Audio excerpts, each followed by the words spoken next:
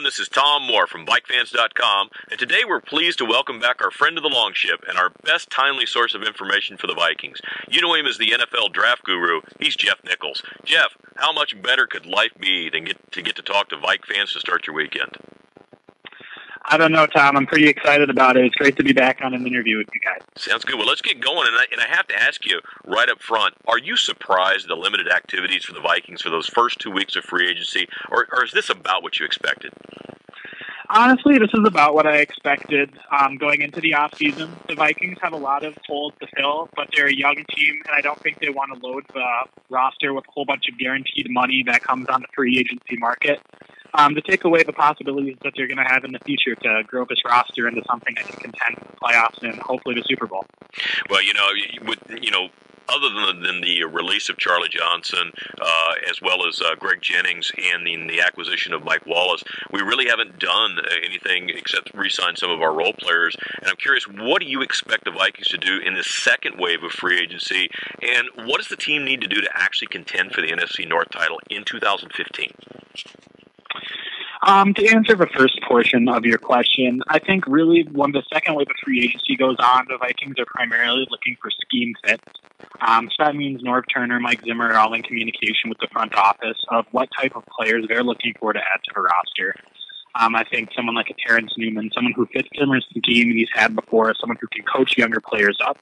That would be an interesting signing, not only because he would add to our roster now, but he also has that knowledge of the system that he can pass on to younger players. It's almost like a coach that's on the field at all times with those players.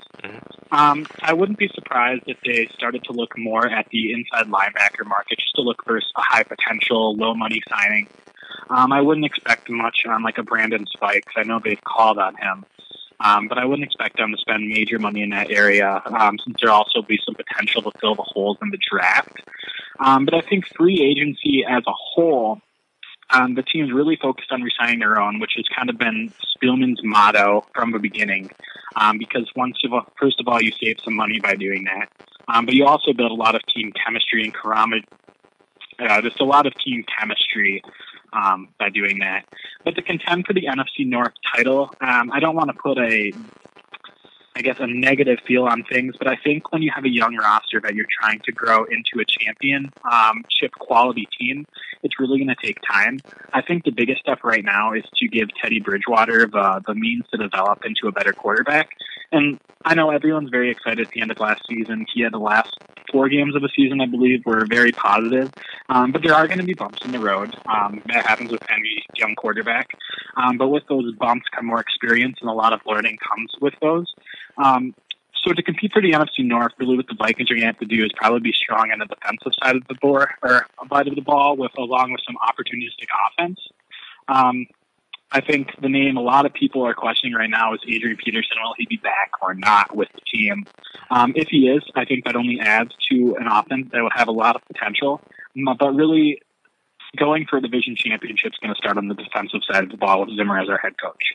Well, I'm going to get back to the Adrian Peterson question because it's always on everybody's mind, as you've seen on the boards across all the fan forums, really across the NFL. But you mentioned Terrence Newman, and I always wonder this. You don't hear about a whole lot of cornerbacks or even safeties at 37. Should we be worried about a guy at 37? I know we haven't signed him yet, but would you be worried about having him on the team at that age? Personally, I wouldn't, because I think at 37, you can argue it either way, honestly. At 37, you have a player who's coming in with a lot of experience, who's played in different schemes, who's worked with many different types of players. And he's also developed that coaching ability over the years because he's been coached by numerous people over the years. So he may be able to have a different take on something that maybe Zimmer's not connecting with a certain player. Maybe Terrence Newman can. I think that's a very important aspect. But then from a age and playing standpoint, I think, honestly, you're probably looking at another year in his career until he is starting to think about hanging up the cleats once and for all. But it's not like any team's going to be throwing a ton of guaranteed money over, 3 or 4 years for him. He's kind of the exception to the market where he's going to command maybe a 1-year semi-guaranteed deal, kind of a prove-it training camp body. Probably a little more than the training camp body. You'd be looking to sign more for a guaranteed roster spot. But no, I wouldn't be so worried about him on the field since he brings a lot off the field as well. Well, I got a question for you about a longtime veteran here, and of course he's popular on our board because his family's been by here. He's been by here several times. That's Brian Robinson, and of course we saw Michael Johnson come in for a free agent visit, and predominantly he's played the left side of the line. And although that didn't pan out, then you hear about the Cowboys backup Selvey coming in here as well. What does that say to a Brian Robinson? Is this purely rotational depth, or what do you think it means? I think for now it is rotational depth, but I think the Michael Johnson signing was almost the Vikings hedging themselves for the future as well. Because I think on the field you have obviously two defensive ends, and the defensive line is Zimmer's baby. Almost he loves his defensive linemen, and he loves to rotate them, and he loves to hit the quarterback. And the more defensive linemen you have that can do that, it's only going to add the number of QB hurries you're going to get. It's going to add the consistent pressure you can get on first and second downs, not only in your pass rushing situations on third and long. But for Brian Robinson, I think a lot of people get concerned about his stats. And when you look at the tape, he does a lot more than the stats would suggest. He plays his assignment extremely well, which is something that's not going to show up in the stat book like I was getting at. But someone that comes in and just steps into the role may put up bigger numbers, but that doesn't mean they're a better player, if you get where I'm going with that. Mm-hmm. So I think the Vikings are always looking into the future. Like I said, this is a young roster that's growing, and I don't think Brian Robinson is going to be there, for the next decade, holding down his position. But at the same time, it's not a bad idea to get more depth because the injuries in the NFL are not rare. Yeah, no doubt. Well, I have to ask you about one other player, and it's kind of an enigma. We get flashes in preseason, we get an injury that happens during the year, and we get a guy who's forced to play, and it's Audie Cole. And he always looks great. He stands out on television when you watch it, on film when you watch it, and then you never see him truly get a fair shake, either an outside or a middle linebacker spot. He tended to have most of his success in the middle. Why is that? Is Audie Cole a serious threat to get one of these starting linebacker roles? If you look at our depth chart right now, I think he definitely is. Do I think he's the solution long term? Probably not. I think I was a fan of the draft when we chose him. I think it was 2 or 3 years ago when we selected Audie Cole in one of the later rounds. But I think when I watched him on tape in college, it always seemed like his long-term upside may be limited.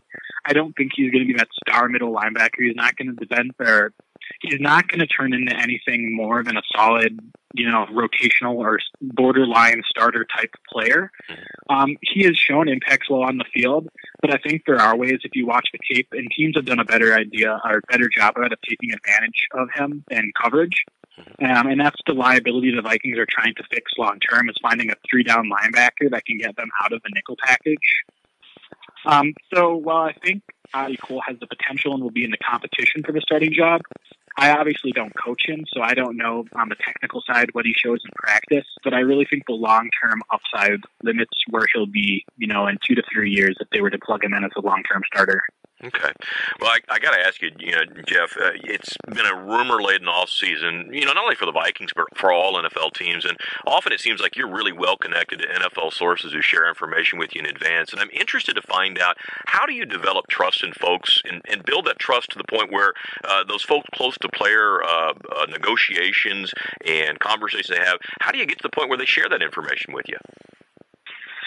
I think it's really multiple things.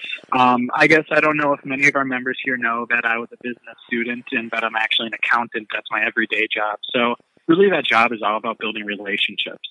And when you start building these relationships, you obviously don't go to someone and ask for something. That's definitely not the first thing you want to ask. You don't want to have it a pressuring situation. But really developed these contacts more so as I was interested in possibly going to law school and becoming an NFL agent.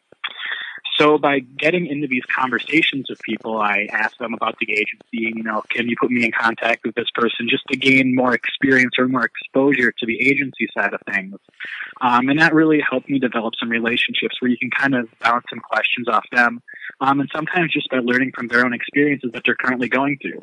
I think you learn that people are more willing to talk about what's going on now in their lives than something that's happened 20 years ago because it's more relevant to now and it's also what's on the top of their mind.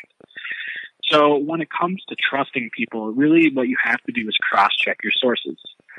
So what I mean by that is the second you hear something, you don't go out on Twitter and you don't go out on whitefans.com and just type something and say, this is what I heard, because there's a lot of misinformation that goes around. Teams send out misinformation. Agents send out misinformation. It's all about negotiating, and it's all about getting the leverage in certain situations. But once you have two trusted sources who are saying the same thing, it's possible they both have the same misinformation. But if they got it from two different sources, then you're probably looking at some information that might not be 100% accurate, but you can feel positive that it's the way things are trending. Yeah. Well, it's funny because you seem to know about wide receiver Mike Wallace being traded from Miami to Minnesota probably a couple hours before it actually happened. And when you get that type of information in advance, how do you determine if it's solid enough to make public instead of casting it off as just a rumor? It kind of relates back to that last question. When you can start hearing it from multiple sources, I think that tends to be kind of the deal breaker in my book. I guess I'm probably more conservative than some, where I hear about something and I don't just throw it out there. I guess an example would be that I heard that Adrian Peterson was in New York City or in New Jersey to meet with the Wilfs the day it had happened, but until I really have solid ground to back that up, it's really not worth sharing, because your credibility is on the line, and I'm not someone that's about to throw my credibility out the window just to be the first one on one story. Because no matter what, someone's always going to know more than you, and someone's always going to be more well connected. Yeah. And I think that's also something that's worth taking into consideration, that as much as I want to break the news, that's not really my goals in life, and that's not my goal as I pursue a job in the NFL. So I just need to be careful of where I go with things and what I do and do not say based on how legitimate I feel it is. There's been a lot of rumblings about Cordell Patterson at wide receiver. Obviously, there were high hopes last year. We went into the season thinking he was our number one receiver, and then he fell precipitously throughout the year to where he was basically sitting on the bench. And now that we have, Mike Wallace in the fold, it appears that Patterson is number 5 on the wide receiver depth chart. And I wonder, from your perspective, is that the way you see it? And what is his role intended to be in 2015?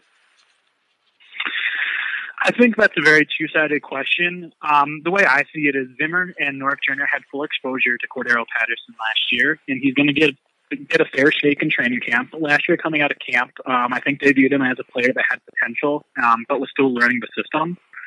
As we know, coming out of college, he's a raw talent. That obviously athleticism is the key to everything. If you can manufacture touches for him, he's going to pick up yardage and he's going to score for you.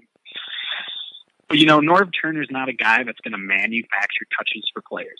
He's never done it in his career. And when he's done it, it's been kind of pick and choose here or there when he knows he can set something up to beat the defense. I think the key to that is the first game last year against the Rams, he ran an end around of Patterson, picked up, I think, 10 yards the first play. But you could see on tape that the entire Rams line over pursued on Patterson. They go back to it later in the game, and it's a 70-yard touchdown run. Mm-hmm. So that shows you what he can do, but it doesn't show you what he can do as a wide receiver. The thing that's most disturbing on Patterson is you haven't seen him score that 50-yard touchdown reception yet. Not that I guess he has, but it's manufactured at the line. You haven't seen him go down the field, break away, gain separation, and score with the ball. And I think that comes with, I guess, more practice on how he's going to gain separation. The guy hates to be touched, which is part of an issue. No wide receiver likes to be touched, but the guy literally will give up on plays when he's contacted. Mm-hmm. That's a major no-no, and it's something he didn't do in college. But wide receivers are not nearly as large or physical either in college. But when it comes to Patterson, he's going to have to earn his way up the depth chart. I think the first thing he has to do is Zimmer has created an off-season plan for him to train and to be mentored into having the mentality of a wide receiver. I think that is step number 1. Step number 2 is to show up in training camp ready to compete, because there's a level of competition. Every player that you have on your roster, you need to have someone who wants to compete. You want to have someone who hates sitting on that bench and wants to be on the field every play. If Patterson wants it, he can have it, because he's that good of a player when he wants something. And you've shot pre-draft. He wanted to be a first-round pick. He wanted to go to the NCAA, and he got himself there. Mm-hmm. But is the NFL good enough for him? I don't know that answer. But it's in Cordell Patterson's hands. Yeah, and as you look at this, I always wondered, was it the fall of Patterson or the rise of Johnson? I guess the question is, how good is Charles Johnson really? You know what? Charles Johnson is a lot better than people give him credit for even. He's very good at gaining separation, and I think he also lived off Teddy Bridgewater a bit, who, when he sees separation on a wide receiver down the field, he throws the ball. He doesn't second guess it. If it's his first read, he throws the ball. There's no second read and then going back to his first read like we've seen the past 2 years. That just doesn't work. If Teddy sees a window to throw the ball into, he throws it. The knack on Charles Johnson that he needs to improve on is he's not the biggest guy. He doesn't compete for the ball in the air. And I think that's what really limits his upside in my mind. He has the speed and he has the finesse to break away from receivers, and he's a better route runner than a lot of people see during game day. He has a little nuance to his game where he's able to gain some good separation, and something he showed in college as well. I could say I didn't watch much on Charles Johnson before he came out of college, but I went back this past fall just to see how good he really was.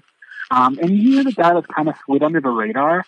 He's someone that fits Norv Turner's offense to a T, and Norv knows exactly how to use him, which is partially why I think he got cut multiple times before ending up with the Vikings. But I think he's a player who fits his role well, but he's not truly a number one receiver. Okay, well, obviously, we have a number one receiver now with the acquisition of Mike Wallace, and he's a guy, as you talk about, Patterson hasn't caught the 50-yard TD pass. That's something that Mike Wallace certainly has done. What does he do for this offense? Mike Wallace opened up the offense so much. I think if you look at how Norv Turner used Josh Gordon 2 years ago in Cleveland, which was Gordon's best year, and I think he was the best wide receiver yardage-wise in the NFL that season. But Mike Wallace is going to have the opportunity to run down the field and get the ball thrown to him, and that's what he does best. Miami took that away from him a little bit and tried to use him more in the intermediate passing game. But with Norv Turner, they're going to throw that bang 8 route over the middle of the field, and they're going to allow Wallace to go get the ball, and that's what he does best. And if you talk about being able to run the ball as well, if the Vikings are able to have an effective run game, that's not only going to help the offensive line because teams aren't going to be able to pressure the passer as much, just be able to pin their ears back, but they're going to have to drag a safety over top on Wallace, which is going to really open up Kyle Rudolph's game. And we all know how Norv Turner could take advantage of the tight end as well. And I'm curious about that. Obviously, big weapon here. Obviously, a deep weapon is going to take a couple people's attention away on each defensive play. But Teddy Bridgewater struggled to throw the deep ball until maybe the last 4 or 5 games. And, Geoff, I wondered, does he have the arm strength and accuracy at this point to take advantage of Mike Wallace's deep speed? I would say yes, more so than Ryan Tannehill did. If you look at Teddy Bridgewater's Louisville tape, the deep ball is something of an inconsistency, but he's proven he can throw it. He's proven he can throw it well, and when he gets in the zone, he's able to throw it well. When he's able to keep that front side shoulder tucked in, he's actually a rather accurate deep ball passer. And if you watch the tape from this past season when he was struggling with the deep ball to where he started to succeed with it, it's all about his form and just his technical skills as a quarterback. It's just little things in his delivery. He doesn't have the most, fundamental delivery. Like, it's fundamentally sound, but at the same point, it's not typical of a quarterback. It's kind of like when you have a sidearm throwing pitcher. It's like it's not normal, but if they do it well, it works for them. But I think they're able to keep that front shoulder in, and he has better arm strength than a lot of people give him credit for. He can put the ball in a line when he needs to, and he's shown he can do that. But really, I think, and what limits people from seeing that is he's an accurate passer first. And then when he needs to put something on the ball, he can, and there's never a time where he's not able to get enough on it. Okay. Well, staying at the wide receiver position, after Mike Wallace was acquired, the Vikings released Greg Jennings, a big free agent acquisition, just a couple years ago. And, Jennings appears to love it in Minnesota and even posted in the Twitter account that he's got that he plans to continue to live in Minnesota after his playing days are over. Now, it was reported, Geoff, that Jennings was actually open to the idea of restructuring his contract. So I wondered, why was he released instead? Was there just not a dollar amount they could reach at, or was it just way, way too low? You know what? I think it's hard from both sides to determine what Greg Jennings' value actually is. I don't know how those negotiations played out exactly. But from the Viking side, he only adds so much value at his age and at his role in the slot, especially when you have someone like Jairus Wright who's able to take over the role and has shown some success this past season with Teddy Bridgewater. Greg Jennings brought a lot of veteran leadership to the team. He brought a lot off the field, and I don't know if there's any fans who don't like him as a person, which is actually very hard, very rare in a player. A lot of fans say, "Oh yeah, I don't like that player," and they actually just gain that dislike for the player. Like, even though Jennings wasn't putting up the stats that I think the Vikings or him really wanted to see, people respected him as a person. They respected him as a leader, and he's someone that was always looked up to in the locker room. And I think Jennings would feel that adds value to him, where on the Vikings, from a pure production standpoint, are going to want to pay him more what the market suggests a slot receiver who's in their 30s get paid. And I think on a championship team, or a team that, has an opening at wide receiver and maybe is that one player away, I think Greg Jennings has a lot more value to them. They might be able to find that money. But with the Vikings, I just don't think it worked out. And it was kind of a surprise to me, but I can see the financial purposes of why the Vikings would do it now. Yeah. Well, with him going, who is it that naturally takes over the slots position? I never really saw Jarius Wright as being a slot receiver, but maybe he is. You may know better than me. Who naturally takes that spot? I think it's going to be a mix of both Jarius Wright and Adam Thielen. I think between both of them, they both will have there'll be a competition in training camp for the spot. I wouldn't put it past the Vikings to draft another wide receiver too. I think a lot of people have discounted the fact that they may not. But you have to look at the long-term impact and how Mike Wallace's contract is structured right now. And I wouldn't put it past the Vikings to take a wide receiver. Maybe not in the first round now. I don't think there's a pressing need at receiver. But with such a deep class, I think they would be hard-pressed not to take one later in the later rounds, since there's going to be some good value left on the board. Sure. Well, obviously the big question for everybody is continued to be Adrian Peterson. And while he's never officially asked for a trade, or at least we haven't heard about it, what do you think sticking in his craw? And I think what I'm asking is, we've heard that he's willing to renegotiate his contract for the right trade. And we keep on hearing numbers thrown around of, if he had 3 years guaranteed $25 million, he'd do that. So let me ask you this question. If the Vikings said, we're going to tear up your contract right now, and we're going to give you the next 3 years guaranteed at $25 million, would he sign, number one? And second of all, if he wouldn't, what is the sticking point? What does Adrian Peterson really want from what you understand? You know what? It's really hard to answer that first question because it's just kind of a hypothetical where if he was put in that situation, I really don't know what he would do. Because I think his contract this year is something he wants to play on because there's a pretty good chance to earn some money through that deal. And I think really if I was the player, I'll put myself in a player's shoes for a second. What would concern me most is the Vikings can cut him without any extra guaranteed money. And if he's going to get a long-term deal, one, it depends on how he performs in a season. But then you're not a 30-year-old running back. Then you're 31. Mm-hmm.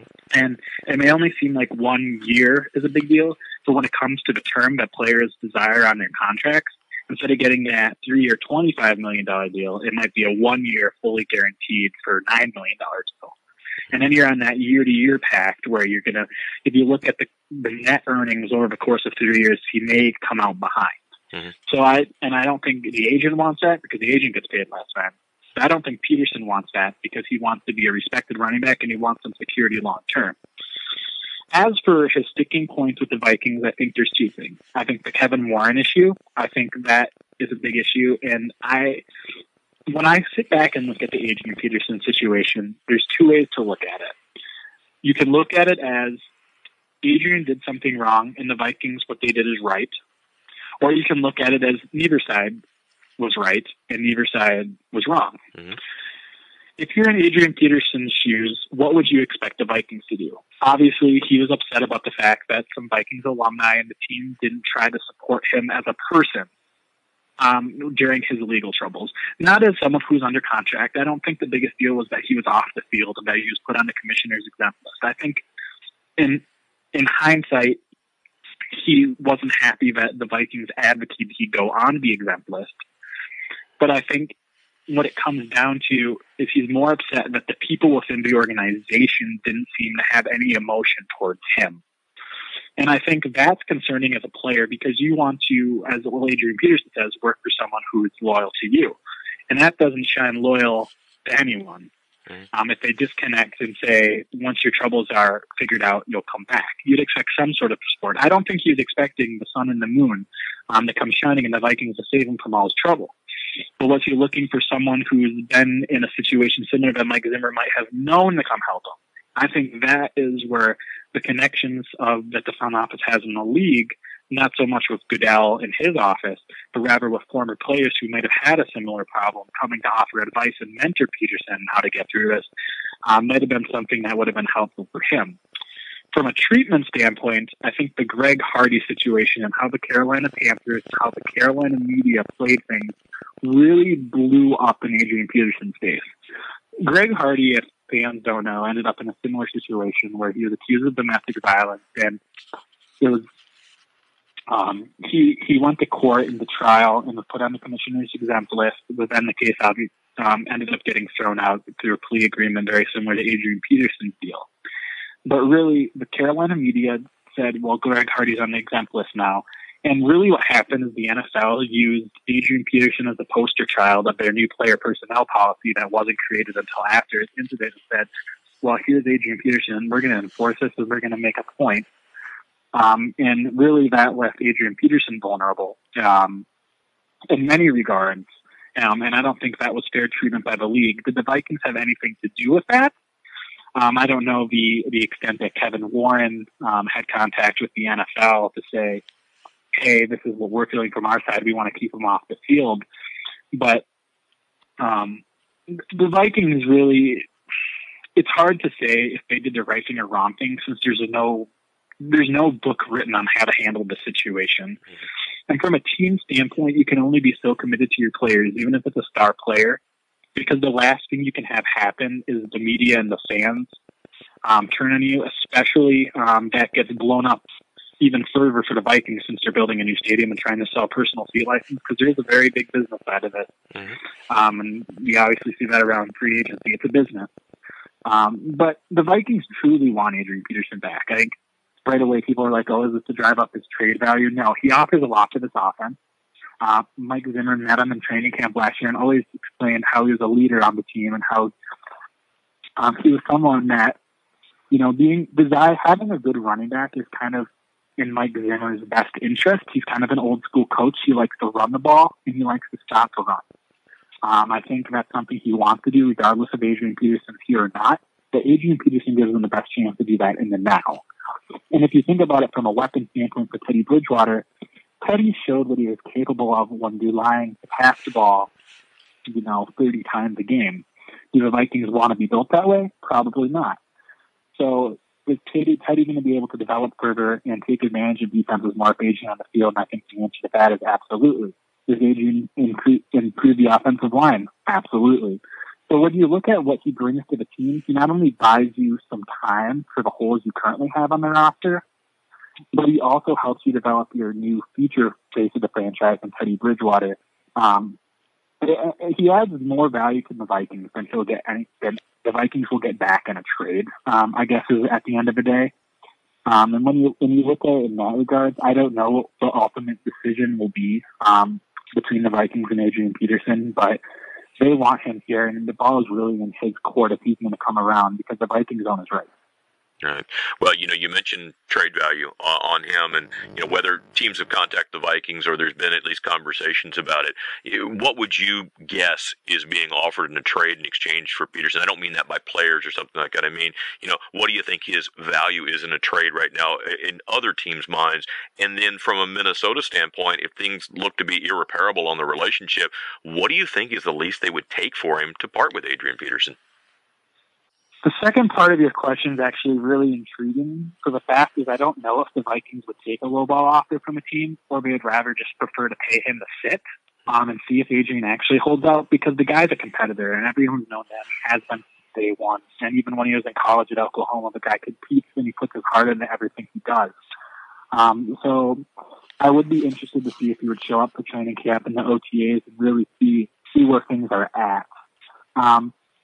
So I'm not sure what would happen if they took a lowball offer, and I don't know what that lowball offer would be. But Adrian Peterson's value really resides in which team he's going to. I think a lot of people said Dallas was an option, but I didn't really think Dallas was ever a very realistic option for Adrian Peterson.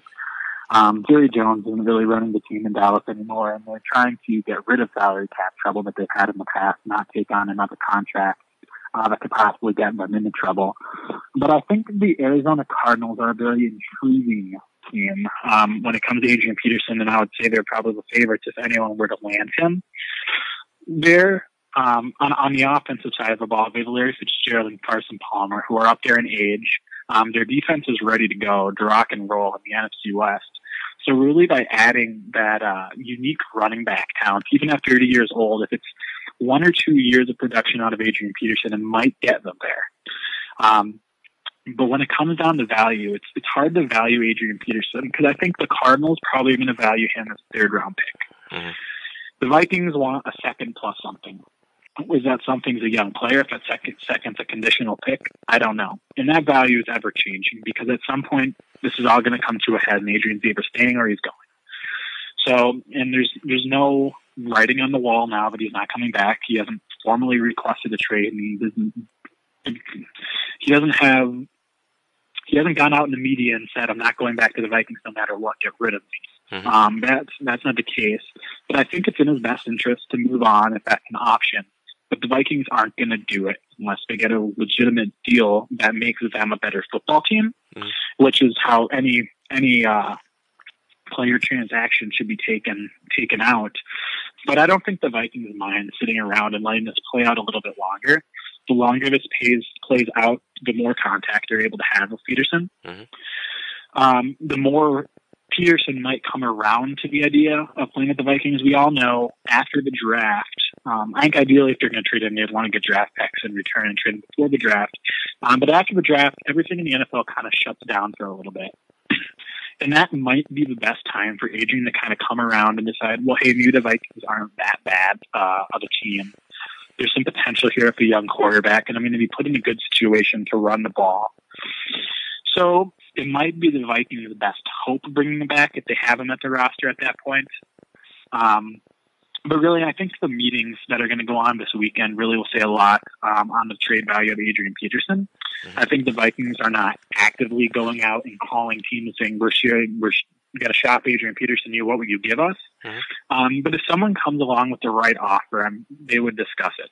Right. I mean, I've always said at the same time, you got a potential franchise quarterback in the making with Teddy Bridgewater, but if somebody brings me the right offer, you got to always listen. So that's going to be the case every time. And, in the end, you're a facts guy. You make your information available based on things that you know. And I'm going to ask you to be a little bit of a Nostradamus right now. And it's a what if. I mean, based upon everything, based on what you feel, what do you think is going to happen with Adrian Peterson? Is he with the Vikings in 2015 or somewhere else? I'm going to be like every other media person in the Twin Cities and say, I go back and forth on it. Mm-hmm. Some days I'm feeling good that he possibly be back. Some days I think he's gone. But I think at the end of it, when you think of players who have had differences with an organization, how many of those players actually come around and come back and have a positive impact on the field? Mm-hmm. And the answer to that is very few, if not none. I think it's a lot of fans compared to the Percy Harvin situation where it's very different but very similar in the same way where you have a player who is disconnected with the organization and something needs to be done to either fix that connection or to move on from the player, where I think Adrian's a lot older and he's on the back end of his career, or at least most people think he is. He is Adrian Peterson, so it's possibly goes well into his 30s being a very productive running back. But when you look at it that way, I think the chances are the Vikings move on to him. I don't want to commit myself to that by any means. I think things change daily. But I think there's a better chance, I guess, that they would move him or they would force him to sit than Adrian Peterson's going to come around and agree to come back to the organization. Okay, fair enough. And, it certainly moves every single day with a different conversation that goes out. And you're right, this weekend may change things again. But Geoff, that brings us to a close of our conversation tonight. And I really want to thank you for spending time with not only me, but the rest of the fans. And we hope you'll keep the information coming, not only on our site, but in your other sources as well. And you'll join us again later in the offseason to talk a little Vikings football. Absolutely. I'd love to talk about the draft and talk about the Vikings anytime. I'm always an open source of information, and I love sharing what I know. Sounds good. You have a great weekend. You too.